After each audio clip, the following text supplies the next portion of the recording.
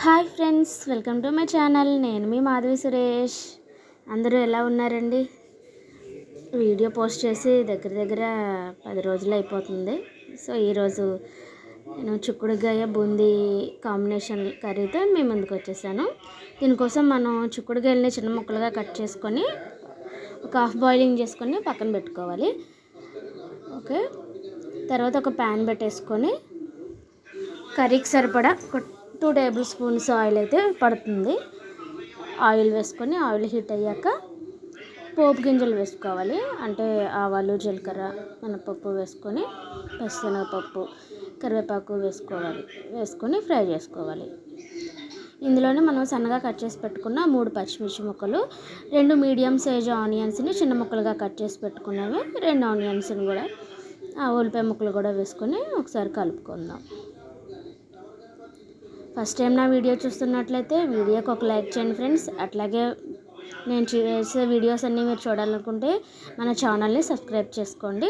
Subscribe అనే button press చేసి all అనే బటన్ క్లిక్ చేసినట్లయితే ఫర్దర్గా నేను చేసే వీడియోస్ అన్నీ మీకు నోటిఫికేషన్ రూపంలో వస్తాయి. మనకు ఆనియన్స్ వేగుతున్నప్పుడే ఒక హాఫ్ టీ స్పూను సాల్ట్, కొంచెం పసుపు వేసుకొని మనం ఆనియన్స్ని ఫ్రై చేసుకున్నట్టయితే ఆనియన్స్ అనేవి త్వరగా ఫ్రై అయిపోతాయి. పసుపు కూడా మనం తాలింపులో వేసుకోవడం వల్ల కర్రీ అంతటికి పట్టేస్తుంది. మనకు ఆనియన్స్ ఫ్రై అయిపోయినాయి. ఇందులో ఒక చిన్న టమాటోని చిన్న ముక్కలుగా కట్ చేసుకొని వేసుకోవచ్చు. నేను వేసుకున్నాను. మీరు టొమాటో ముక్కలైనా వేసుకోవచ్చు, టమాటో క్యూరీ అయినా వేసుకోవచ్చు. మనకి ఇవి ఫ్రై అయిపోయినాయి. ఇట్లాగా మనకి మగ్గిపోగానే మనం హాఫ్ బాయిలింగ్ చేసుకున్న చిక్కుడుగాయ ముక్కలు కూడా యాడ్ చేసేసుకుందాం. ఎందుకంటే అండి, హాఫ్ బాయిలింగ్ చేసుకోవడం మనకి ఇప్పుడు మార్కెట్లో దొరికే చిక్కుడుగాయలన్నీ కూడా కొంచెం ముదిరిన కాయలు కాకుండా చిన్నగా ఉన్న కాయలు వస్తున్నాయి కదా, అవి ఏంటంటే కాస్త పసర వాసన వస్తాయి. అందుకని మనం హాఫ్ బాయిలింగ్ చేసుకొని మనం కర్రీలో వేసుకుంటే పచ్చి వాసన అనేది ఉండకుండా ఉంటుంది. మనం ముక్కలు వేసుకోగానే ఒక చిన్న teaspoon of dhania powder and garam masala, ఒక పావు టీ స్పూన్ కారం అనేది ఆప్షనల్. మీరు పచ్చిమిర్చితోనే కారం సరిపోవాలనుకుంటే పచ్చిమిర్చి వేసుకోవచ్చు. జస్ట్ నేను ఒక పావు టీ స్పూన్ కారం వేసాను. చూస్తున్నారుగా ఫ్రెండ్స్, ఇట్లాగా మన మసాలాస్ అన్నీ వేసుకొని కలుపుకొని మూత పెట్టేసుకొని ఒక 5 మినిట్స్ మగ్గించుకోవాలి. ఆవిరికి అనేది మనకి మసాలా అనేది కర్రీకి పట్టేస్తుంది. మనకి కర్రీ అనేది మగ్గిపోయింది 5 మినిట్స్ తర్వాత. నేను ఒక బౌల్ ఆఫ్ కార బూందీ తీసుకున్నానండి. మనకి స్వీట్ షాప్స్లో అవైలబుల్గా ఉంటుంది కదా, ఆ కార బూందీ.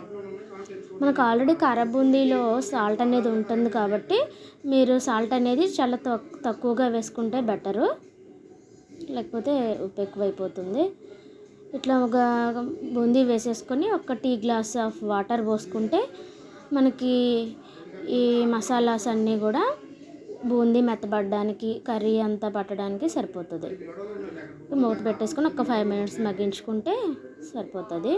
చూస్తున్నారుగా, మనం వేసిన వాటర్ అంతా బూందీ అనేది అబ్జర్వ్ చేసుకొని ఉప్పు, కారం, మసాలా ఫ్లేవర్స్ అన్నీ కూడా మన కర్రీ అంతటికి కూడా యాడ్ అవుతుంది. ఈ కర్రీ రైస్లోకి బాగుంటుంది, అట్లాగే ఉత్తినే బౌల్లో పెట్టేసుకొని స్నాక్గా తినడానికి కూడా బాగుంటుంది. ఫైనల్గా కొంచెం కొత్తిమీర జల్లేసుకుంటున్నాను నేను.